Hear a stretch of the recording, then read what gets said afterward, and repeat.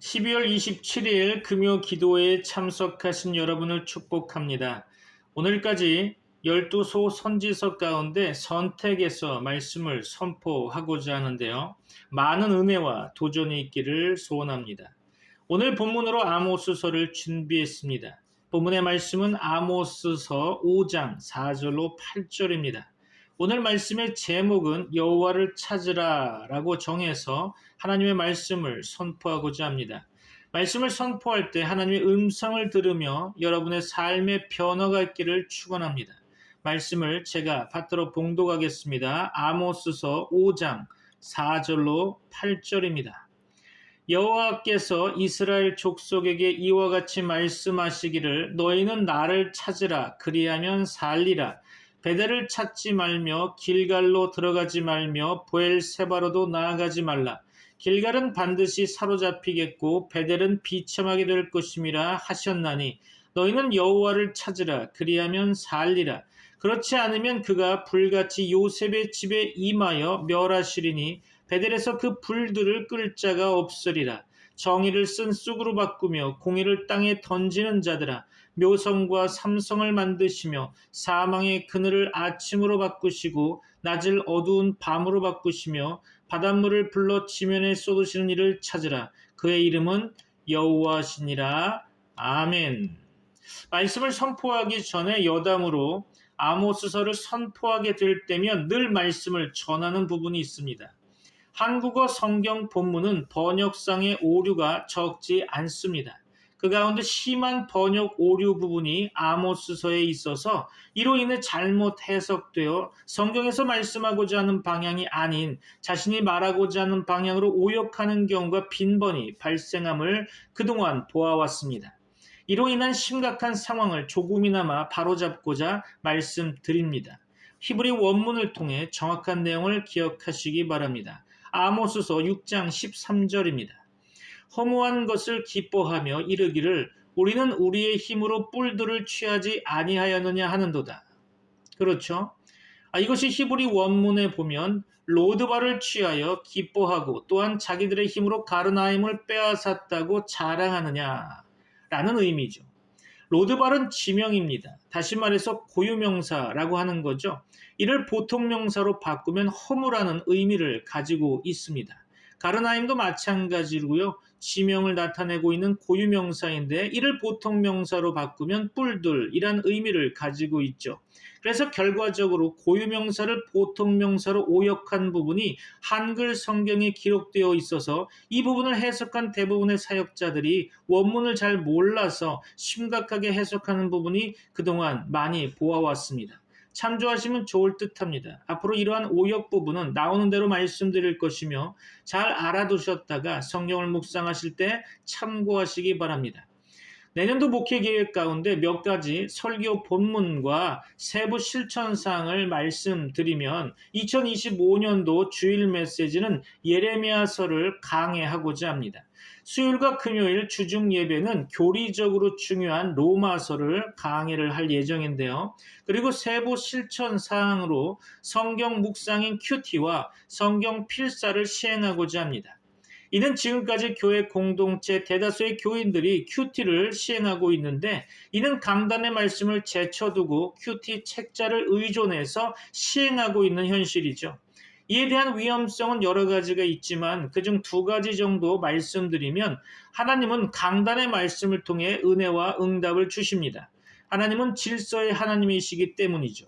그런데 그 강단의 말씀을 집중하지 못하게 하고 자신이 보고자 하는 내용이나 듣고자 하는 말씀만을 선정해서 큐티함으로 하나님께서 교회에 요구하시는 바를 이해하지 못해서 결국 교회가 단합되지 못하고 분열이 될 소지가 높다는 것을 말씀드릴 수 있습니다.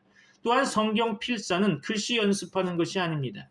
주일 강단의 말씀 본문을 성경 필사함으로 그 본문에서 하나님께서 강하게 말씀하시는 부분을 기도 제목으로 삼기 위해 암송하고 묵상함으로 풍성한 주일 예배로 한 주간 승리하기 위함입니다. 오늘 본문의 말씀을 담고 있는 아모스서를 좀 더 살펴볼 것인데요. 하나님께서 이 시대에 말씀하시는 바를 영적인 귀가 열려 들으시는 여러분 되기를 축원합니다. 참고적으로 12소 선지서는 히브리 성경에는 한 권의 책으로 구성되어 있죠. 그리고 소선지서와 대선지서의 구분은 예전에 말씀드린 바가 있는데요. 분량의 차이를 두고 구분한 것임을 기억하시기 바랍니다.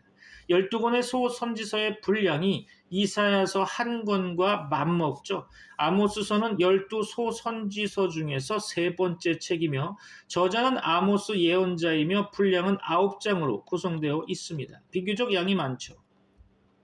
저자 아모스는 주전 8세기의 이스라엘의 예언자이며 그 이름의 의미는 무거운 짐진 자입니다. 그는 남왕국 유다 베들레헴 남쪽 10km 지점 돌 많은 드고아 지역 출신이죠. 그는 축산업과 농업 두 가지 사업에 종사한 평범하지 않은 비범한 사업가라고 보여집니다. 당시 북이스라엘을 위협하던 아람이 아수르에 의해 패하게 되자 다메섹 북방 하맛까지 영토를 확장한 북이스라엘의 여로보암 2세는 솔로몬 이후 최고의 황금기를 누리게 되죠. 하지만 외적 번영은 오히려 사치와 향락, 계층 간의 갈등과 소외 현상, 우상 숭배와 불신앙을 가져오게 되었고 하나님께서는 남유다 출신 아모스를 선택해서 선지자로 세우시고 북이스라엘로 파송하여 공의의 메시지를 선포하게 하셨습니다. 하나님은 하나님의 일을 감당할 사역자를 어떤 분야든지 찾아내셔서 하나님의 일을 맡기십니다. 디모데전서 1장 12절 보면 나를 능하게 하신 그리스도 예수 우리 주께 내가 감사함은 나를 충성되이 여겨 내게 직분을 맡기심이니. 그렇죠? 고린도전서 4장 2절이죠. 그리고 맡은 자들에게 구할 것은 충성이니라. 아멘. 그렇죠. 아모스 선지자는 유다 왕 우시아 시대 사람으로 여로보암 2세가 통치하던 북이스라엘에서 사역한 독특한 이력을 가지게 되었죠. 게다가 본서에는 장차 북이스라엘에 닥칠 재앙이 선포되고 있는데요. 이는 아수르 왕 디글렛 빌레셀 3세의 침공으로 보고 있습니다. 그래서 학자들은 아모스가 길지 않은 사역을 수행한 뒤에 대략 BC 760년에서 750년 사이에 본서를 기록했을 것으로 추정하고 있죠. 아모스에서는 주된 메시지를 찾아본다면 오직 정의를 물같이 공의를 마르지 않는 강같이 흐르게 할지어다 라는 메시지를 말씀드릴 수 있죠. 이는 아모스가 하나님께 신탁을 받아 북이스라엘에게 선포할 강렬한 외침의 주제죠. 다시 아모스서를 정리하면 당시 여로보암 2세가 다스리던 북이스라엘은 솔로몬 이후 최고의 황금기를 누리고 있었지만 사치와 향락으로 도덕적 타락이 극에 이르게 되고 빈부의 격차로 소외계층이 늘어났지만 그 소외계층에 관심을 가지는 자들은 아무도 없었죠.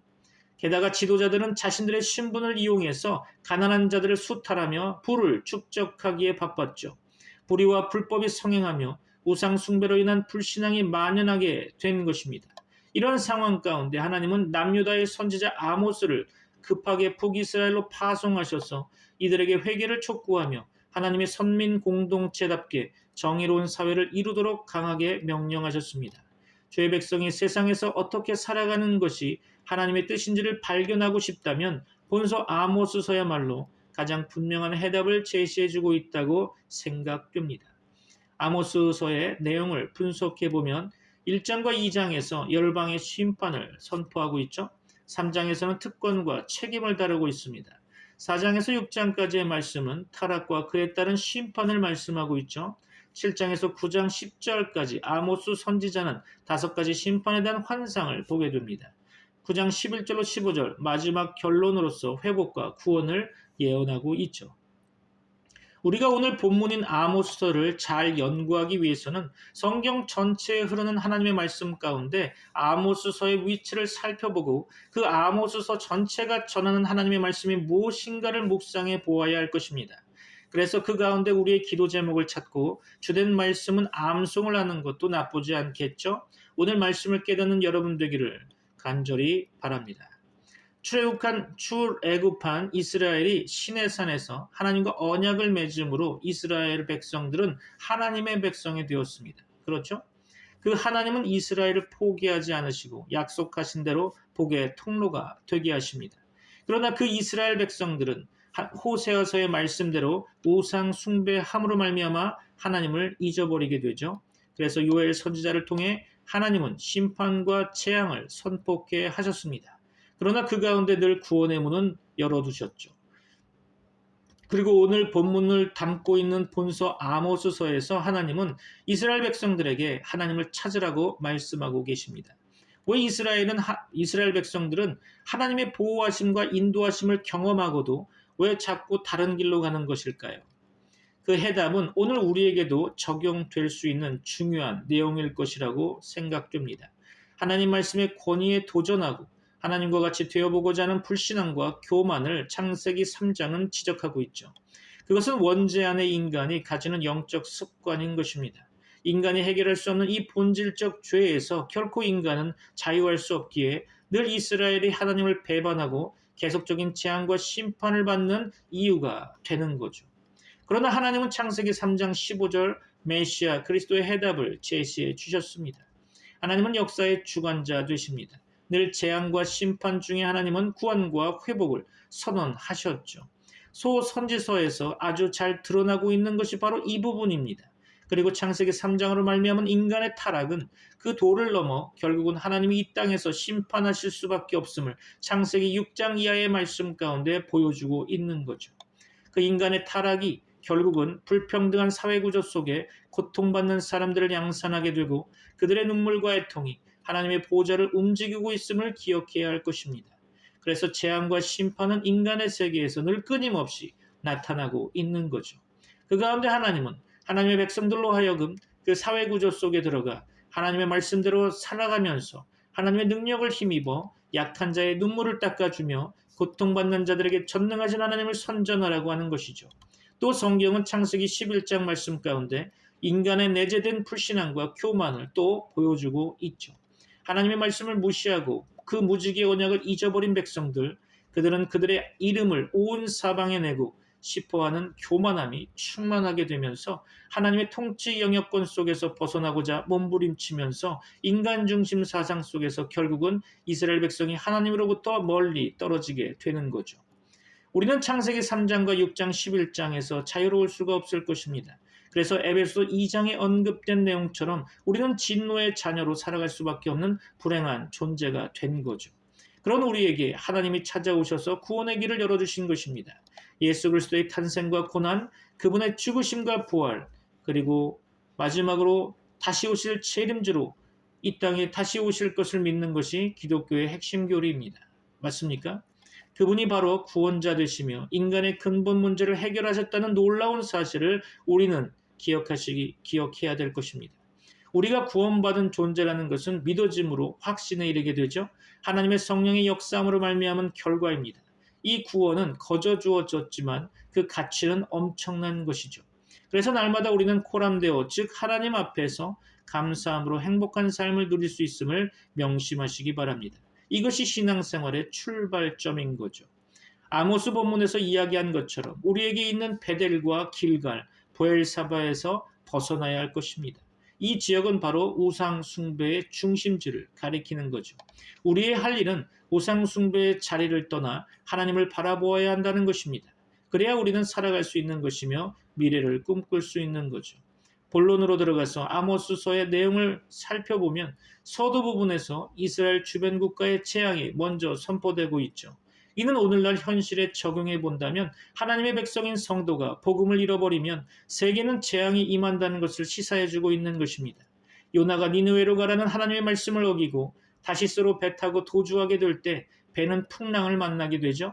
요나와 함께한 선원과 선장에게 화가 미치게 되는 것입니다. 복음을 전해야 할 자가 침묵하게 되면 세상은 풍랑을 만나게 되는 거죠. 이를 기억하시기 바랍니다. 아모스서의 내용을 계속해서 보면 주변 나라의 심판이 1, 2장에서 언급되고 있죠. 시리아의 도시 다메섹과 블레셋의 도시 가사, 페니키아의 도시 두로와 에돔, 암몬과 모압으로 이어지는 심판의 선포, 그 중심엔 이스라엘과 유다가 있는 거죠. 그래서 마지막으로 유다와 이스라엘에 대한 심판을 예고하고 있는 것입니다. 남한국 유다는 하나님의 말씀을 멸시했고 그 율례를 지키지 않았으며 우상하게 미혹되었죠.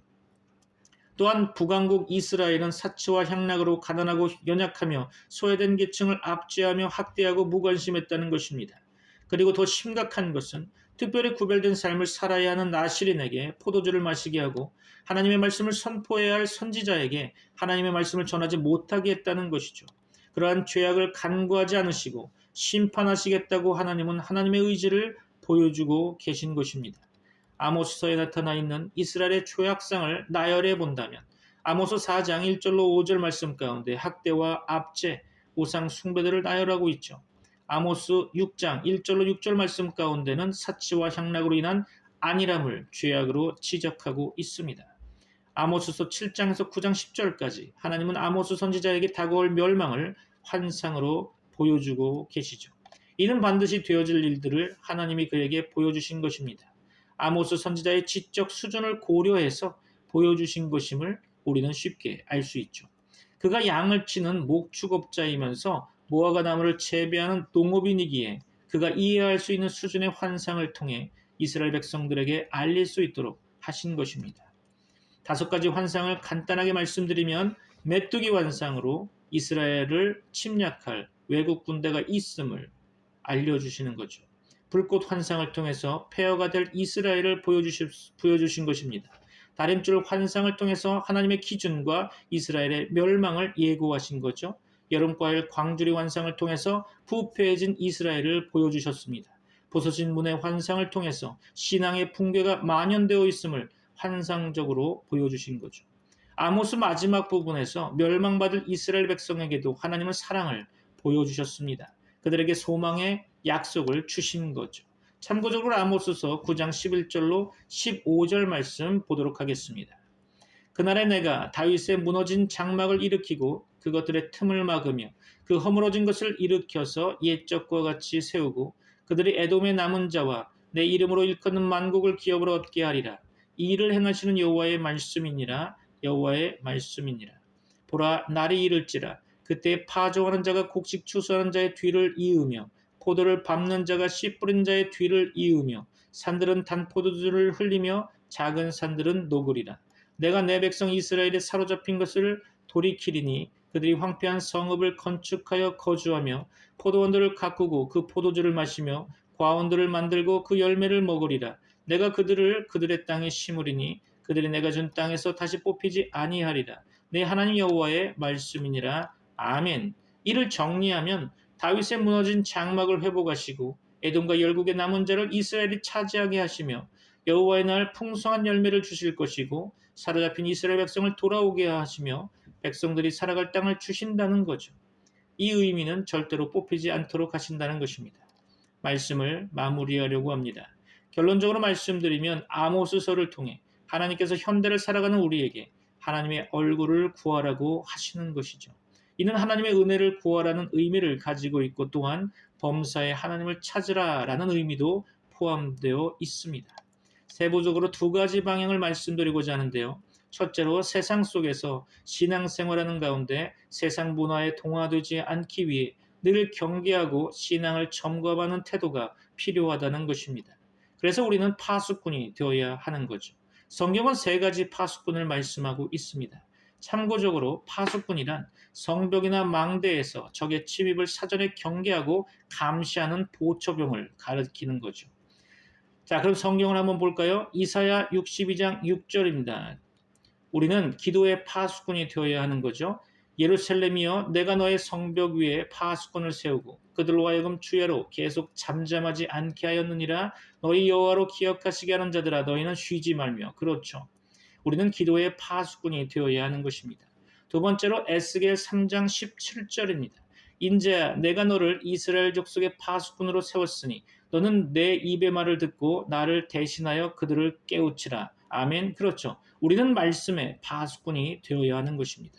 셋째, 마지막으로 베드로전서 2장 9절이죠. 그러나 너희는 택하신 족속이요 왕같은 제사장들이요 거룩한 나라요 그의 소유가 된 백성이니 이는 너희를 어두운 데서 불러내어 그의 기이한 빛에 들어가게 하신 이의 아름다운 덕을 선포하게 하려 하심이라. 아멘. 우리는 마지막으로 빛의 파수꾼이 되어야 하는 거죠. 그럼 우리가 2번째로 우리가 점검할 사항은 무엇일까요? 첫째로 열심이 아닌 사실로 신앙생활을 해야 할 것입니다. 성경 말씀에 근거를 두라는 거죠. 2번째로 생각이 아닌 약속에 근거한 신앙생활을 해야 한다는 것입니다. 하나님의 약속에 근거해야 되는 거죠. 우리 주변을 돌아보며 하나님의 말씀을 증거하는 증인으로 날마다 기도 제목을 세우고 여러분의 삶을 점검하시기 바랍니다. 인생관은 우리의 우선순위에 근거하죠. 이는 우리의 가치 기준이 어디에 있느냐에 따라 달려 있는 것이죠. 앞으로 여러분에게 주어질 신앙생활의 두 가지 습관, 즉 경건의 시간인 큐티와 성경 필사를 통해 성경이 기준이 되고 말씀의 기도 제목이 되어 여러분의 삶이 주님이 가장 기뻐하시는 삶으로 칭찬받는 인생이 되기를 소원합니다. 여러분을 주 예수 그리스도의 이름으로 축복합니다. 남은 주간 승리하실 줄 믿습니다. 기도하겠습니다.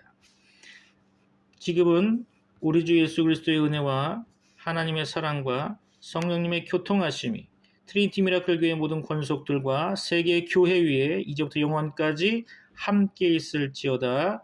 아멘.